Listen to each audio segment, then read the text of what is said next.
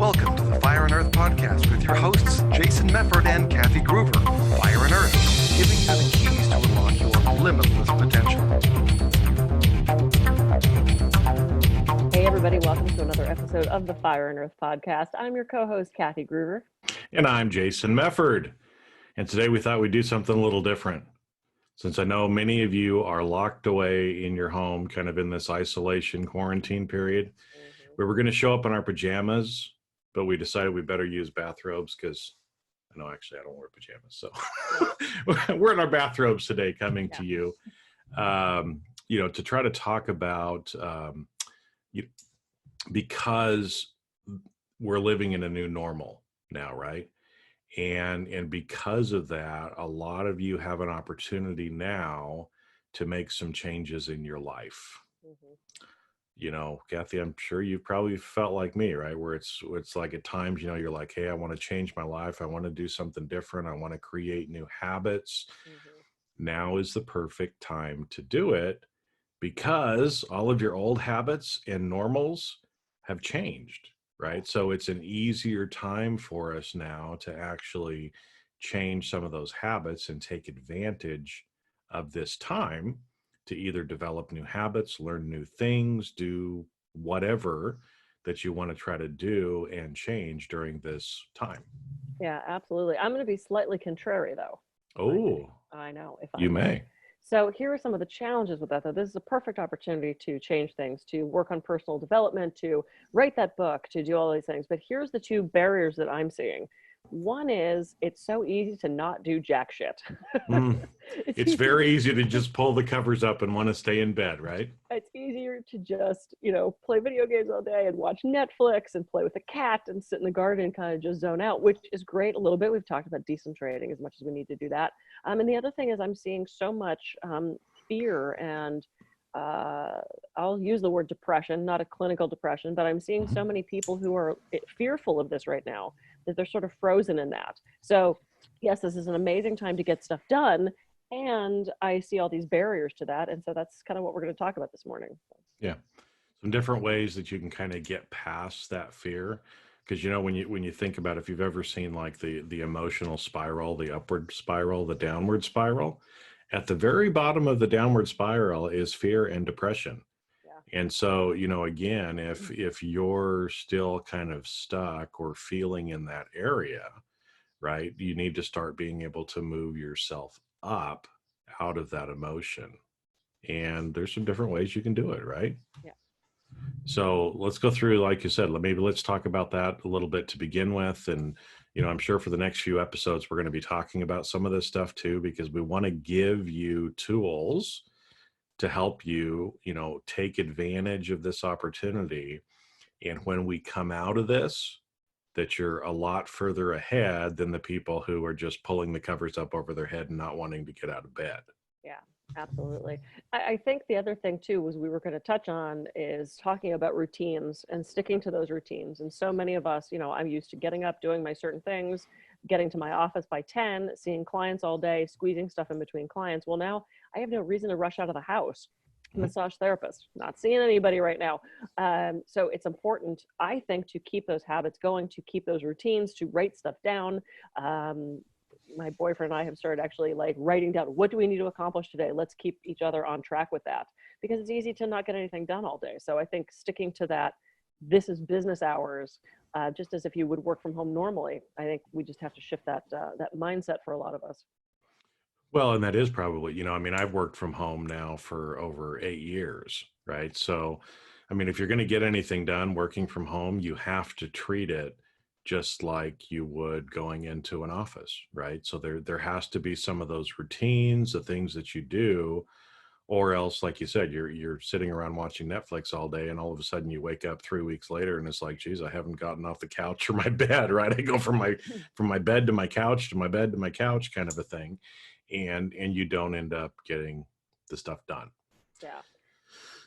So my first tip would be continue to write stuff down. We know we've covered this. I'm a list maker. I love my to-do list. And, I have a running list now. It's actually on one of those magnet shopping list things that you put up on your fridge, a running list of things that I want to accomplish. And it's more day to day.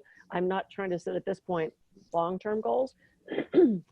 excuse me, I know I want to finish my book, but I'm not in the headspace for that yet. So I know it's there. It's on my sort of mental to-do list.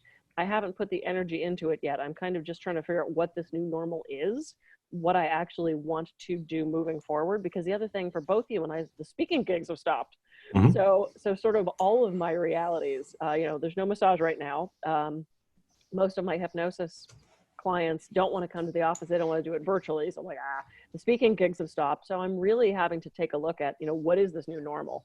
And I find writing stuff down is so helpful because it helps me to organize thoughts, what is important, going back to what Sarah Caputo talked about many episodes ago, Yep. having systems in place. I actually reviewed her handouts the other day again as I was cleaning out my desk, as so many of us are. So I think it's important to really, once again, sit down, what do you want? And then start writing stuff down on that. Well, and I think that's a great tip, writing it down and also talking it out. Yes. Because, again, as we talked about, some of you may be experiencing some of these barriers where you're just kind of stuck in your head, right? And if you want to get out of your head, a couple of the best ways to do it is talk it out or write it out. And this is something that's really easy. You can do wherever you are. Right. Because, what ends up happening is those thoughts just kind of keep going over and over in our head. Excuse me. We have a thought, which produces a feeling. That feeling ends up, if we keep in that thinking process and at that horizontal thinking level, then, the bad feeling leads to another bad thought, which leads to another bad feeling, which leads to another bad thought. And that's where that emotional spiral starts taking you down into that, the bottom part, that fear and depression side. Right. So you've got to start, changing some of those thoughts to be able to change your feelings and move yourself up. Yeah. Right. So again, if you're having some of those feelings, talking it out, literally saying it out loud to yourself, whether that's to another person or to yourself. I talk to myself a lot in my office. Okay. But there's something about literally verbalizing it and hearing yourself say it that a lot of times things just kind of click. Yeah. And the same thing happens when you actually, write down, pen and paper, actually journal something out. You're getting a lot of that same stuff going. You're getting that stuff out. And I think right now having all those feelings is totally normal, not to make those feelings there's so many unknowns right now, and our brain is constantly scanning the environment, looking for things that are wrong, looking for threats so that it can protect us from those. So with having so much upheaval and so many things going on, we're all pretty much fight or flight right now, just because from day to day, from newscast to newscast, we don't know what we're going to be hit with. So I think it's totally natural to be having those feelings right now. And how can we turn those into something that's more productive? How can we turn that spiral upside down so that we're spiraling up rather than spiraling down? And I think you're right. Starting to be able to gain control over those thoughts is probably one of the big keys to it. This is where the affirmations come in. If you didn't listen to our affirmation episode, go back and listen to that, because I think that'll be really helpful right now, changing those negative thoughts to positive ones. Yeah, because I think it's interesting. One of the things that I've kind of learned through this as well, or that has become more apparent, is, especially when we're doing that downward spiral, what if all the time? What if I get the virus? What if I don't have work? What if the money doesn't come in? What if, right? And all of those things that I just said are negative what ifs. Okay. They're stories that we're telling ourselves about how the future will be and how negative and horrible we think it's going to be. One of the things you can do is swap them around. What if positive instead, right? Because starting to ask yourself those what ifs that are positive is going to start giving you those better thoughts, which is going to raise your feeling level. Yep. As well, right? And so going back to something that I think it was Mike Mandel said, if you ask your brain a question, it's going to look for that answer. It doesn't like that open loop. So if you say, what if everything goes wrong? Your brain's going to look for all that stuff that's going wrong. Whereas if you say, what if I take this opportunity to build my business? What if I take this time to get closer to my family? What if I take this time to rest, to stretch, to exercise, then you're going to start to look for those positive things. And it's, you know, it's like your search engine on your computer. You're going to find what you type into that search bar. And if you look for lack and fear and negativity, that's what you're going to find. You're not going to find positivity. Right. So it's about programming yourself. Sorry, I didn't mean to jump in there. But. No, because I was going to say, I mean, let's take one of those negative what ifs that I just said, right? What if I get the coronavirus? Okay. Because I'm sure a lot of you are saying that you're worrying about that. Oh my gosh, what is going to happen if I get sick? But let me just stop you there and say, but you know what? What if you don't get it? What if you don't get it? Because what I'll tell you, statistically speaking and everything else, right? You're much more likely to not get this than to get this. So why not what if yourself into a positive space and use or create those stories about how this is going to be the positives, the opportunities that can come from this, because you're probably not going to get it. Right. Well, I mean, the other thing about that is stress depletes our immune system. So the more stressed we are, the more we worry about getting sick, the more apt we are to get sick. I say this every cold and flu season, and not just with COVID, but it's like the more we worry about something, the more we deplete our immune system. We have all this chemical cascade happening that's not healthy for us. So if you're worried about it, you're actually not helping yourself not get it. So right, you're actually increasing the likelihood that you will. Right. Exactly. And then it becomes this self-fulfilling prophecy of who told you I was going to get it. And then everything else that's negative has to be true too. So we have to kind of just put a stop in that thinking, throw the wheel that turns, they put that thing in that stops what is that called? A spanner in the flywheel, right? You throw, well, okay. It's a British term for throwing a wrench in the wheel while it's turning, but yeah. Spanner? What? A spanner? A spanner is an English term for a wrench. Anyway. Oh. All right. Random shit for you today, spanner folks. In the flywheel. Can we go back to animals? I understood that. That was Alistair's here somewhere. Anyway, okay, yes, we're going to put a spanner in that flywheel. And just stop it. But, you know, because again, like I said, start to teach yourself or train yourself when you're having those negative thoughts. What if this bad thing happens? Well, what if instead a good thing happens? Because it's just as likely, if not more likely, that the good thing will happen. And the more you can say that, the more you can think that, the more you're going to end up feeling that. And you're going to notice yourself going up the emotional spiral instead.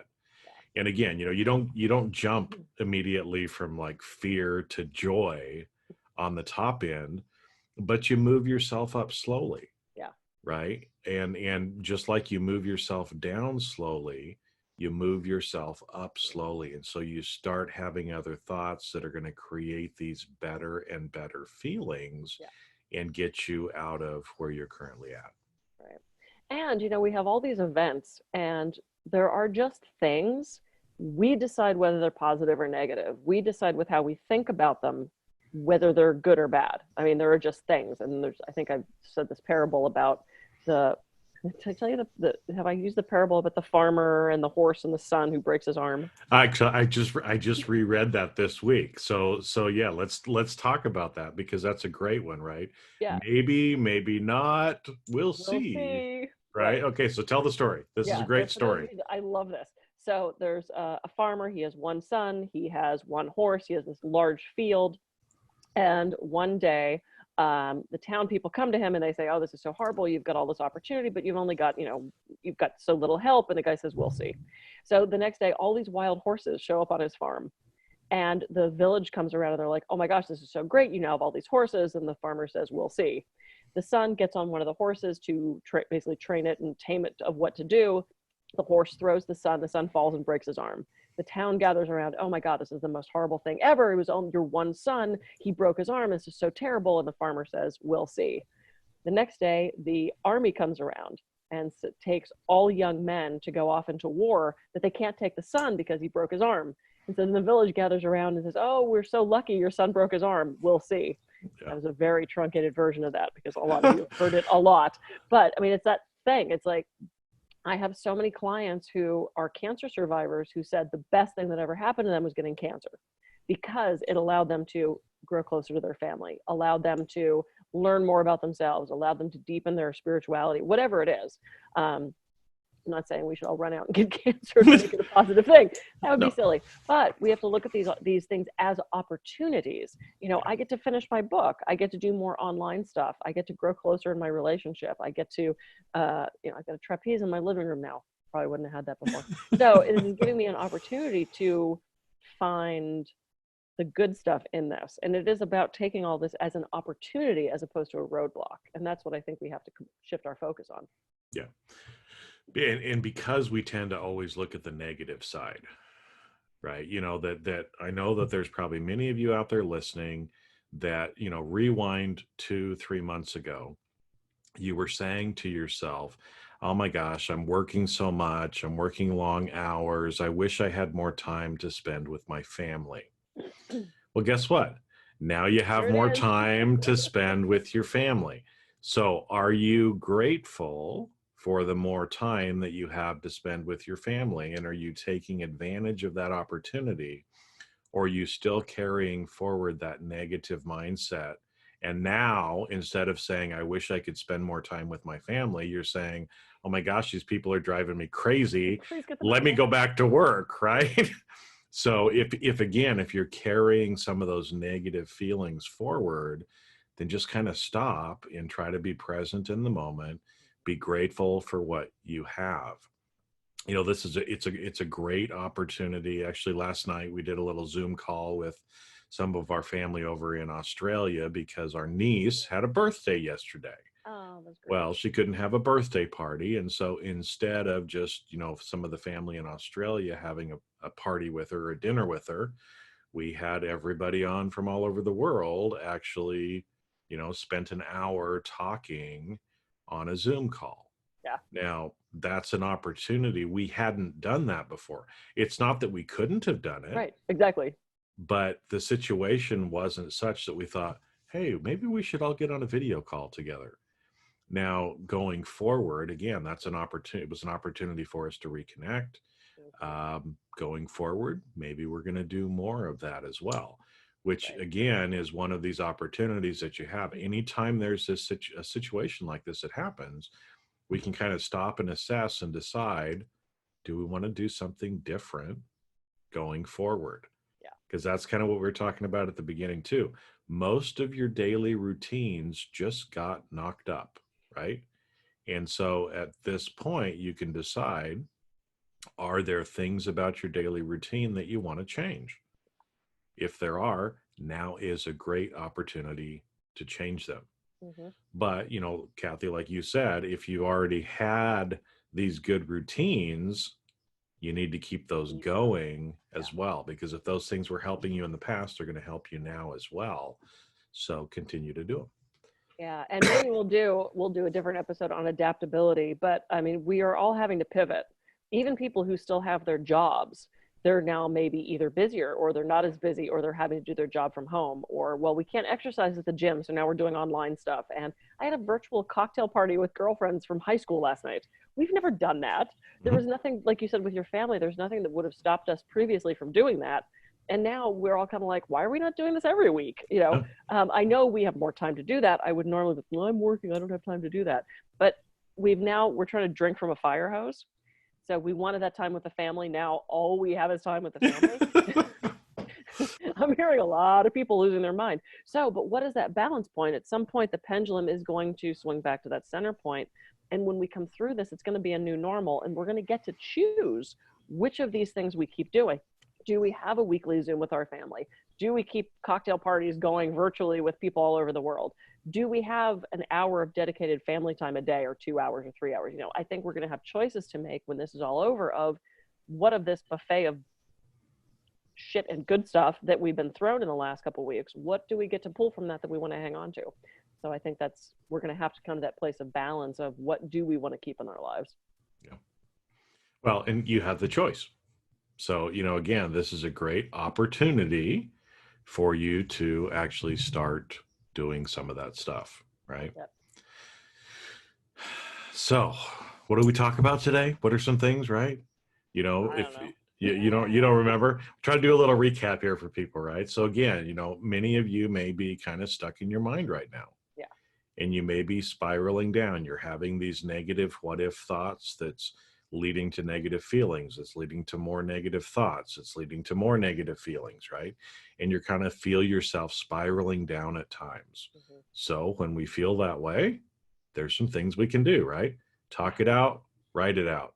Yep. Either, you know, write it down, talk it out, whether that's to yourself or to somebody else, because that actually helps you become more conscious Mhm. of what you're actually feeling and thinking. And it allows you to now place conscious thoughts in there, those positive what ifs, to be able to help you to start moving up the emotional spiral. Yeah. And it helps you vent out those emotions. You're not just stuffing them and hanging on to them. So relying on family and friends for support, I mean, that's all they have is time right now to give you. So reach out and tap into that. The other thing is keep writing stuff down. Know what you want, write it down. Making sure you're sticking to your routine and trying to find that place of balance. You know, we can still step outside and take a deep breath. I know around the country, a lot of parks and beaches and things are starting to close, which I think is so unfortunate because, you know, there's a park within walking distance from the house and that's where we've been going. And if they close that, that's going to be a bummer. I get it. You know, the couple people who aren't obeying the rules are kind of, you know, maybe messing it up, but you can still step outside your door and take a deep breath. And, you know, this might be a great time to plant some things in pots and garden and, you know, anything you can do to keep it as normal as possible moving into this new normal. So, yeah, I think it was a smattering of things today, but I think we at least kicked off some tidbits of tips that'll help people get through this a little bit better. Yeah, because, you know, again, like you said, if you've been saying you've been wanting to do something, then do it. So I know a lot of you listening are like, oh, I wish I could exercise more. Well, now you have the opportunity. And even if the parks are closed, you can still go outside and walk on your street. Just social distance yourself from people. You know, in our parks over here, there's signs, you know, that show, you know, practice social distancing. And it shows a picture of two people walking, you know, in front and behind, and Really? big no sign next to people walking side by side, you know. And, you know, it's like, okay, whatever. You can still get outside. You can still do some of these things. You know, prison is a mindset kind of thing anyway. Yeah, and you can still socialize. You can still socialize. I mean, Jason and I are in two different parts of the country, and we're having this conversation with you all right now. So, Yep. Yes, and once again, we've blown through our We've time. blown through our time. So look at you know, this as a time of opportunity. You know, think about some of the things that you might want to change, habits that you want to drop, habits that you want to develop, but really take advantage of this time. Don't be that person who just doesn't want to get out of bed and just pulls their head up over their covers. Yeah. Because if you get out of bed, if you do those things and you're developing yourself during this time, when we get back to the new normal, you're going to be way further ahead of everybody else that was just stuck in bed. And then you'll have a choice. And you'll have a choice. Yay. Excellent. All right. I am Kathy Gruver. I can be reached at kathygruver.com. And I'm Jason Mefford. I can be reached at jasonmefford.com. And we'll catch you on a future episode of the Fire and Earth podcast. See ya. See ya.